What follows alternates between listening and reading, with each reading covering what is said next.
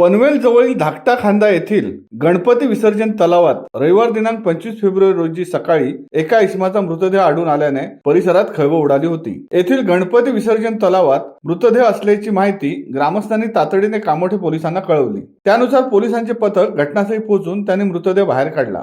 मृतदेहाच्या खिशामध्ये काही कागदपत्रे व फोटो आढळून आले आहेत। त्यानुसार कामोठे पोलीस संबंधित व्यक्तीची ओळख पटवण्याचे काम तसेच या इसमाने येथे जीव का दिला किंवा काही घातपाताचा प्रकार आहे का त्या दृष्टीने तपास करीत आहेत। शिवसत्ता टाइम्ससाठी संजय कदम, पनवेल। दे धडक बेधडक वृत्त देणाऱ्या आपल्या शिवसत्ता टाइम्स न्यूज चॅनलला लाल बटन दाबून सबस्क्राईब करा आणि बेल आयकॉनला क्लिक करायला विसरू नका।